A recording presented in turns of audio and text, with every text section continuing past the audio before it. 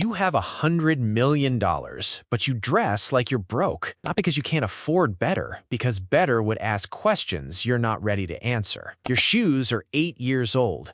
Not vintage, not a statement, just old, held together with the kind of glue you buy at a hardware store, not a boutique. Your jacket has a coffee stain on the left cuff you stop noticing around year 3. Your watch is a $15 digital thing from a drugstore checkout aisle, the kind with a plastic band that started to crack near the buckle. Nobody at the office looks at you twice. That's the whole design. You work in the mailroom of a mid-sized logistics company, not because you have to, because it's the last place anyone would ever think to look. It started with a broken vending machine on the 3rd floor. The one that ate your dollar every single Tuesday like it had a personal vendetta. You mentioned it to a maintenance guy named Ray, who shrugged and said, "That thing's owned by some outside company. Building doesn't even control it." You asked him who. He didn't know. Nobody did. You went home that night and found out. Took less than an hour. A 2-person operation running 40 machines across 6 office buildings, clearing maybe $60 a month per machine after restocking. Nothing glamorous, nothing anyone would brag about at a bar. But you did the math, and the math didn't let go of you. You were 24. You made $31,000 a year sorting mail into slots with people's names taped above them, wheeling a cart down the same hallway every morning at 8:15. You had $1,900 in savings in a car that needed a new alternator you kept postponing. You bought your first machine used for $400, placed it in a laundromat 2 blocks from your apartment in exchange for a small cut of the take. First month, it cleared $38. Your coworkers spent more than that on lunch in a week. You didn't quit. You bought a second one, then a third. Here's the thing nobody tells you about starting this small. It's not exciting enough to talk about, so you don't. You go to work in your same worn shoes, sort the same mail, and nobody in that building has any idea that outside those walls, you're quietly becoming something else entirely. By 26, you had 11 machines and a route you ran on weekends, in a car that still smelled faintly of the alternator problem you'd finally fixed. You started noticing other things, the way you'd noticed that vending machine, a pressure washer sitting unused behind a car wash, a storage unit facility with a hand-painted sign that hadn't been updated since the Clinton administration, an old laundromat 2 towns over, run by a man named Owen who'd been meaning to retire for 6 years and just never got around to it. You went and talked to Owen on a Sunday, not to buy anything, just to ask questions. How many machines break down a month? What his lease looked like? Whether the neighborhood was still bringing in foot traffic? He answered everything, mostly because nobody had asked him anything about his own business in longer than he could remember. 3 weeks later, you asked if he'd ever consider financing a sale himself. He laughed, then realized you were serious,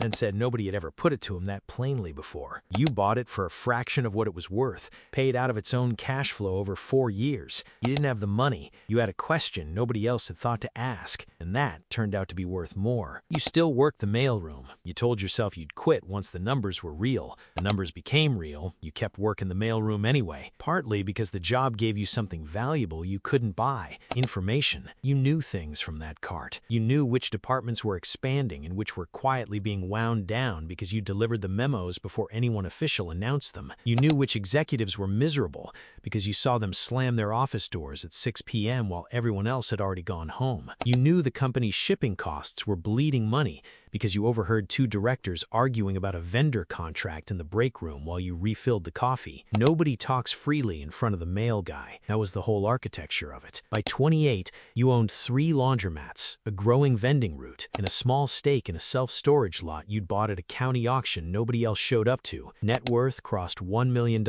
You didn't tell anyone, not your roommate, not your parents, not the one friend from college who still texted you about splitting an old cable bill from 4 years back. You bought your groceries the same way you always had, comparing unit prices, buying the store brand, standing in the same checkout line of the same discount grocery store on the same Sunday afternoon. Somebody from work saw you there once, buying off-brand cereal, and made a joke about it Monday morning. You laughed along. It cost you nothing to let them think what they already believed. There was a stretch around this time when doubt crept in more than you let on. You sat in your car outside the storage lot one night, looking at a spreadsheet on your phone, wondering if you were just avoiding a real life instead of building one. Your college roommate had a title now, a nameplate, a corner desk. You had a cart and a mail slot with your own name taped above it, same as everyone else's. You didn't have an answer for the doubt except to keep going, because the numbers, quietly, kept proving you right, even when nothing about your life looked like it. By 30, you owned 6 laundromats, a self-storage facility, and a vending route that ran itself through a guy you paid to manage it. Net worth crossed $3 million.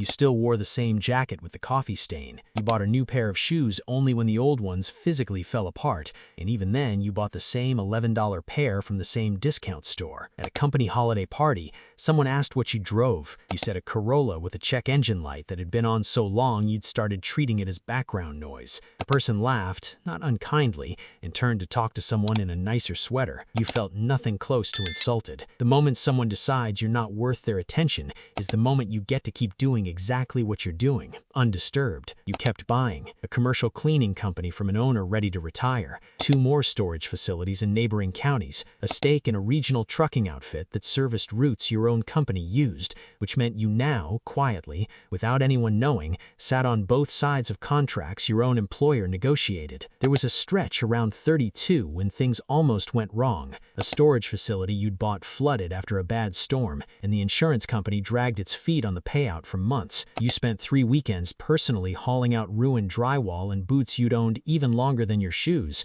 because paying a crew to do it right away would have meant dipping into a reserve you weren't ready to touch yet. Nobody at the mailroom knew you'd spent your Saturday knee-deep in water damage 2 hours out of the city. You came in Monday morning a little more tired than usual, and nobody asked why, because nobody ever asked you anything. Around the same time, your car finally died for real. Not the check engine light kind of dying, but the kind where it just doesn't start one morning. You bought another Corolla, used, slightly newer but not new. A coworker joked that you must really love that model. You said something about reliability ratings and left it there. It wasn't a lie, it also wasn't the whole truth, and by now you'd stopped noticing the gap between those two things at all. By 35, your net worth had crossed $40 million. You were still sorting mail 3 days a week, because the routine gave you a place to stand that nobody questioned, and because habits, once they've carried you this far, are hard to set down even when you no longer need them. Your mother asked, more than once, why you hadn't found something with more of a future. You told her you liked the flexibility. It wasn't a lie. It also wasn't the whole truth,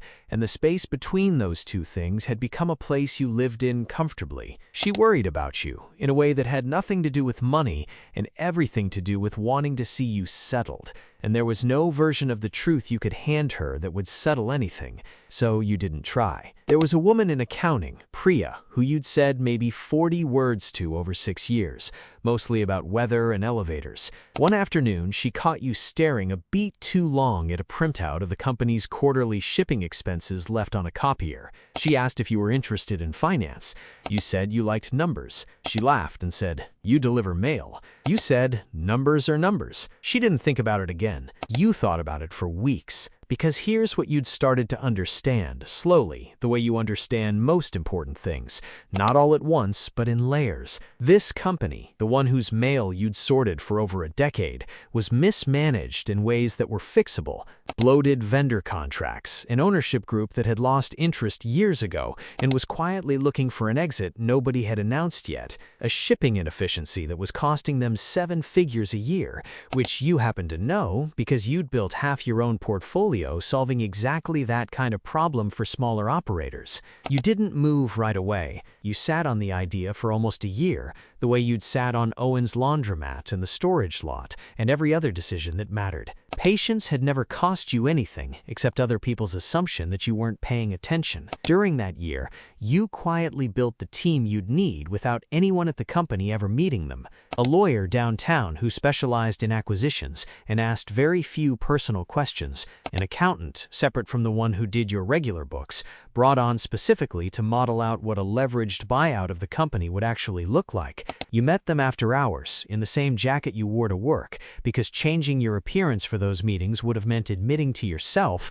that the two lives were starting to touch. The modeling took months, Vendor contracts, you already half knew from years of overheard hallway conversations. Real estate, the company owned outright, but carried on the books at a value nobody had bothered to update in over a decade. A pension obligation that looked worse on paper than it actually was once you dug into the assumptions behind it. Piece by piece, the picture came together the same way every deal before this one had.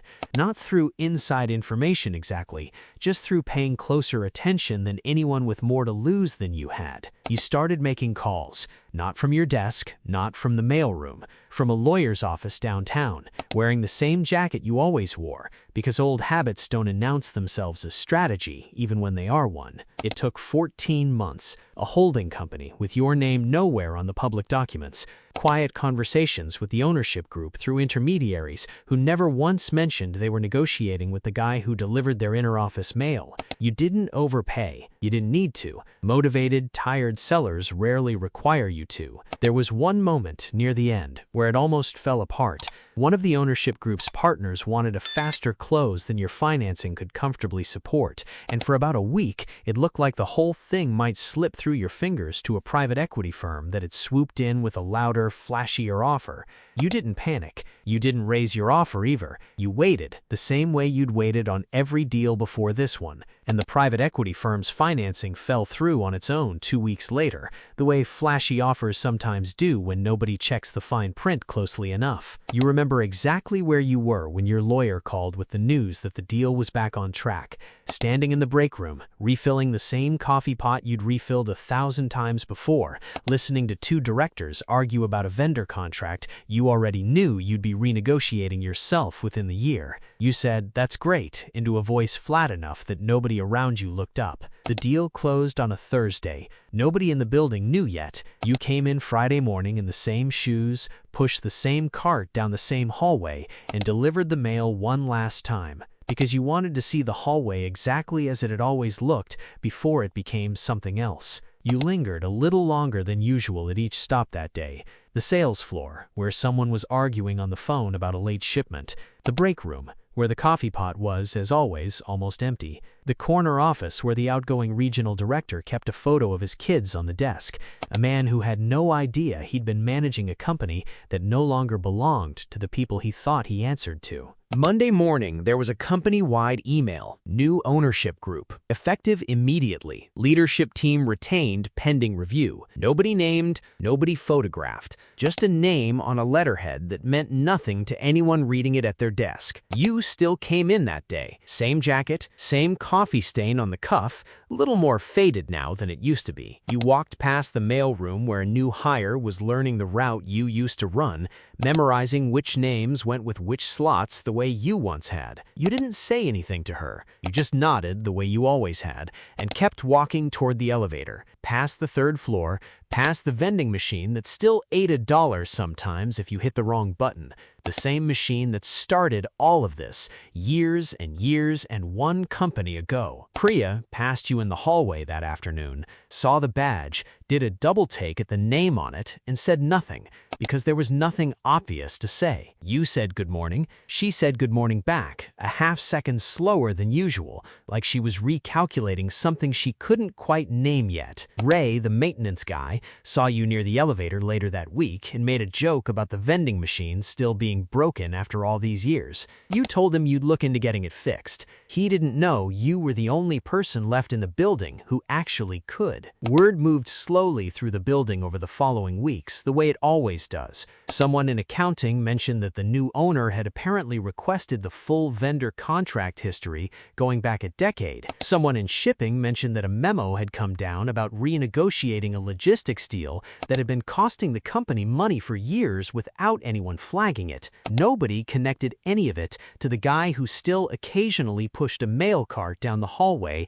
out of habit more than necessity, because some routines take longer to let go of than the money that made them unnecessary. That evening, the day it all became official, you drove home in the same Corolla, check engine light glowing faintly on the dash, past the laundromat where a $400 machine had started the entire architecture more than a decade earlier. You didn't feel triumphant. You felt something quieter than that. Recognition, mostly. The same exact feeling you'd had the first month that vending machine cleared weird $38, except now it had a company's worth of zeros behind it. Because that was never really the lesson. The lesson was that nobody watches the person who looks like they have nothing. Nobody asks the guy in the worn shoes what he's building, and by the time they think to ask, the answer is already standing in the room with them, wearing the same old jacket, holding the same coffee-stained cuff, owning the very floor they're standing on. Tomorrow, there's a maintenance call about a dryer at the laundromat on 5th, a vendor contract to review with the company you now own but nobody's supposed to know you own, a mother who will ask again if you thought about finding something with more of a future. You'll tell her, you're doing okay. It still won't be the whole truth. Somewhere tonight, someone in a building just like that one is delivering mail, memorizing names above slots, noticing a broken vending machine nobody else has bothered to fix. They have no idea what that dollar it just ate is about to become. They'll figure it out. Some of them always do.